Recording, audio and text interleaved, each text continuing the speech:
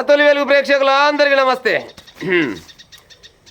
తారక రాముడు ఏం చెప్తుండే జూబ్లీ హిల్స్ తీర్పుతో రాష్ట్రంలో కొత్త తుఫాన్ వస్తుందంట. నిన్నమని వచ్చిన తుఫాన్ సరిపోనట్టుంది, కొత్త తుఫాన్ వస్తుందంట జూబ్లీ హిల్స్ తీర్పుతోటి. 4 లక్షల మంది ఓట్లతో 4 కోట్ల మందికి మేలు జరుగుతుందంట. 4 లక్షల మంది ఓట్లు వేస్తే 4 కోట్ల మందికి మేలు జరుగుతుందంట. మీరు వేసే ఓట్లతో కాంగ్రెస్ పార్టీకి దిమ్మ తిరిగిపోవాలి, దిమ్మ తిరిగి బొమ్మ కనబడాలంట కాంగ్రెస్ పార్టీలకు. జూబ్లీస్ ఓటర్లు ఏమో చెప్తుండే ఎన్నూరు జరా ఎగురుతున్న వాళ్ళందరి తోకలు కత్తిరిస్తాం. ఓకే, ఇంకా ఆకురౌడీలను రేవంత్ రెడ్డి కూడా కాపాడలేడు. ఆకురౌడీలు ఉండరట, ఆకురౌడీలు మరి పాడై కొత్తగా వచ్చినట్టు ఆకురౌడీలు. ఎర్రగడ్డ రోడ్ షోలో కేటీఆర్ వాక్యాలు. ఇంకా సరే, ఇక ఆయన బాధ ఆయన పడతాడు. ఇప్పుడు ఆయన బాధపడితే ఎందుకు వద్దరాలి మనం, కానీ ఎవరి పిచ్చి వాళ్ళకి ఆనందం అంట. విన్నారా? ఎవరి పిచ్చి అది కాంగ్రెస్ కానీ బీజేపీ కానీ బీఆర్ఎస్ కానీ ఎవరైనా కానీ మేమే గెలుస్తామని చెప్పుకోవడం అది కరెక్టే. కానీ ఇక అలా ముచ్చటేమో కానీ ఓ జూబ్లీ హిల్స్ ఓటర్లు ఈ లీడర్లే మిమ్మల్ని నిద్ర కూడా ఓనిస్తలే అంటారు, పాడైపోను. కానీ ఒకటి మాత్రం చెప్పగలరు, తినలా 4 లక్షల మంది ఓట్లు వేస్తానంట 4 కోట్ల మందికి మేలు జరుగుతుందట. ఏనాడు 4 కోట్ల మందికి మేలు జరగదులా, మీరు నమ్మినా నమ్మకపోయినా గిదే వాస్తవం. జూబ్లీ హిల్స్లా బీఆర్ఎస్ పార్టీ గెలిస్తే 4 కోట్ల మందికి ఏమి మేలు అయితే జరగదు. అట్లాని కాంగ్రెస్ పార్టీ గెలిచినా కూడా ఏం జరగదు, బీజేపీ గెలిచినా ఏం జరగదు. ఎవరు పని వాళ్ళు చేసుకోవాల్సిందే.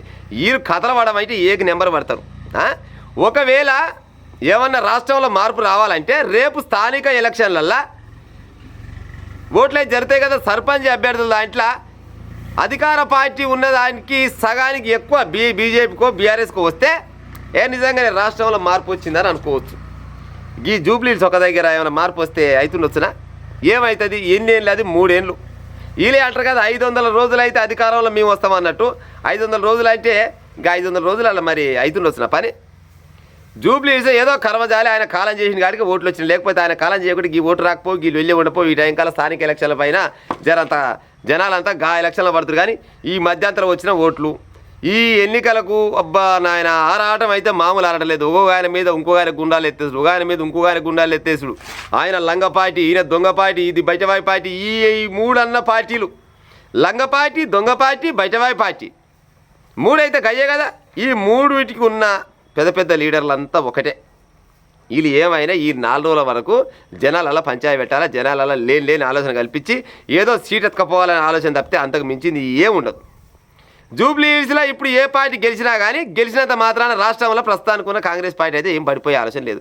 ఏం చెప్తాడు ఈయన అంటే, మీరు కనుక 4 లక్షల మంది తీర్పిస్తే 4 కోట్ల మంది బతుకులు మారుతాయంటే ఏమనుకుంటున్నాయంటే ఈయన తారక రాముడు అనుకున్న ముచ్చట ఎట్టుందంటే, జూబ్లీ హిల్స్లో బీఆర్ఎస్ పార్టీ గెలిస్తే తెలంగాణ రాష్ట్రంలో కాంగ్రెస్ పార్టీని కింద దొక్కే ఉపాయం చేసి రేవంత్ రెడ్డి దించి మళ్ళీ మా అయ్యనే కూర్చోబెడతారేమో అనే ఆలోచన ఈయనకు చాలా ఉన్నది. ఆశ పడడంలో తప్పులేదులా, ఆశ పడవచ్చు. కానీ ఆశకు కూడా కొద్దిగా హద్దు ఉండాలి కదా. అంటే కాంగ్రెస్ పార్టీలో రేవంత్ రెడ్డి కాబట్టి ఇంకో లేకుండా వచ్చినా జూబ్లీ హిల్స్లో ఓడిపోయింది అనుకో కాంగ్రెస్ అపోజు, గెలిపోవడం సహజం. ఎవరికైనా గెలవచ్చు, ఎవరైనా ఓడిపోవచ్చు.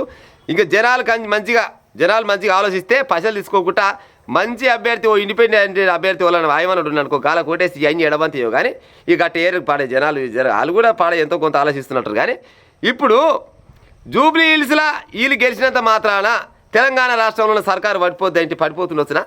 ఎట్ట పడిపోతుంది చెప్పురి? ఒకవేళ తెలంగాణ రాష్ట్రంలో మళ్ళీ బీఆర్ఎస్ పార్టీ అధికారంలోకి రావాలని ఆలోచన ఉంటే ఫస్ట్ మీ అయ్యా పామదులకు వెళ్ళి బయటకు వచ్చి ఉపాయం చేయాలి. పామదులకు వెళ్ళి బయటకు రాడు, కానీ అధికారంలోకి రావాలంటే వస్తుండొచ్చునా? అలా ఫస్ట్ పామదులకు వెళ్ళి బయటకు వచ్చి ఈ తెలంగాణ రాష్ట్రంలో ఏమేమి అన్యాయం జరుగుతుంది, జనాలకి ఏం కావాలి, అన్యాయం ఎందుకు జరుగుతుంది, జనాలకి ఏమిస్తే బాగుపడతారు, ప్రతిపక్ష నేతగా నేను ఏం చేస్తే జనాలు బాగుపడతారా అనే ఆలోచనతోటి ఉండి ఎప్పటికప్పుడు జనాలలో ఉంటే రేపన్నాడే పెద్ద మనిషి పాడైపోను, బాగానే కష్టపడ్డాడు కానీ మేమే పుసుకున్న కాంగ్రెస్ పార్టీని నమ్మి ఓట్లేసినాం, మళ్ళీ బీఆర్ఎస్ పార్టీని గెలిపిస్తామని ఆలోచన వస్తే రావచ్చు కూడా మళ్ళా. కానీ మీరు మాత్రం మీకు ఎక్కడ వస్తే అప్పుడు బయటికి వెళ్తారు, జనాలకు ఎక్కడ వచ్చినప్పుడు మాత్రం బయటికి వెళ్ళరు. ఇవాళ రోడ్ షోలలో మస్తుగా చెప్తాడు ముచ్చట. తారక రాముడు చెప్పే ముచ్చటకు అంతు ఉండదు పంతు ఉండదు. వినరా? ఏది నోటికి వస్తే గదే చెప్తుంటాడు. జూబ్లీ హిల్స్లో గెలిచినంత మాత్రం తెలంగాణ రాష్ట్రంలో కాంగ్రెస్ పార్టీ అధికారం కోల్పోద్ది అంటే నమ్ముతుండొచ్చునా ఎవరన్నా? అంటే కాంగ్రెస్ పార్టీకి ఓటేసిన జనాలు ఊకుంటున్నొచ్చునా? ఏమెక్కడికి వేసారు కాంగ్రెస్ పార్టీకి జనాలు ఓట్లు?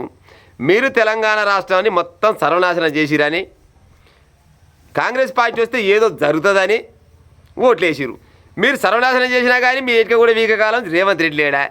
సరే రేవంత్ రెడ్డి వచ్చి ఏమన్నా నలిపి పెడతారేమంటే ఆయన పెట్టేది లేదా? ఆయన మీరైనా ఎవరైనా కానీ తెలంగాణ రాష్ట్ర ప్రజలను నాగం చేస్తానికి తలిగిరు అనుకునే ముచ్చట జనాలు. ఇది నేను చెప్పే ముచ్చట అయితే కాదు.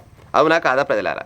ఎంతసేపటికి ఆయన మీద ఈయన గుండాలు ఎత్తేయాలి, ఈయన మీద ఆయన ఎత్తేయాలి. అంతేగాని మరి మీరు ఎత్తేస్తోళ్ళు నిజంగానే లంగ దొంగ అని మీకు తెలిస్తే ఇప్పుడు అంటాడు రేవంత్ రెడ్డి మస్తు కమిషన్ తీసుకుంటుండు, కుటుంబ పాలన చేస్తుండు, కోట్ల రూపాయలు సంపాదిస్తుండు అని చెప్తాడు. కానీ మరి సంపాదించింది ఒక లెక్క అయినా పత్రం ఇంటే బయట పెట్టాలి, లోపలేస్తారు కొనవే రేవంత్ రెడ్డిని.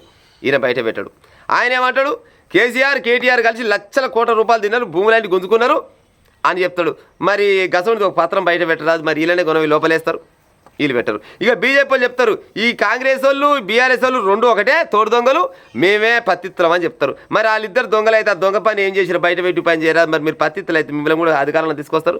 వీళ్ళు పెట్టరు, వాళ్ళు పెట్టరు, ఏది పెట్టరు. ఏమైనా జనాలని ఏదో పబ్బం కట్టుకుపోవాలి, పూట కట్టుకుపోవాలి, జనాలను ఎత్తలు చేయబెట్టాలి, రేపు సీటు సంపాదించుకోవాలి, బయటపడాలనే ఆలోచన ఉంది అంతవరకే. కానీ మీరు మాత్రం జూబ్లీస్ ప్రజలారా మమ్మ కానీ ఓట్లు వేసేటప్పుడు పైసలకు లేకపోతే మందుకు గైటికి బానిసలు అయ్యి ఓట్లేసి ఉపాయం చేయకూరి, న్యాయమైనోనికి మంచిగా మీకు మంచి పని చేస్తారనుకున్నానికి ఓటేసి ప్రజాస్వామ్యాన్ని కాపాడే ఉపాయం చేయరి, భారత రాజ్యాంగం ప్రకారంగా ఓట్లు వేసే ఉపాయం చేయరు. అంతేగాని లేని ఆశలకు పోయి ఉత్త పుణ్యానికి చక్కదానాల ఓటుని అమ్ముకునే ఉపాయం అయితే చేయకూరి. ఇక ఉంటా మరి.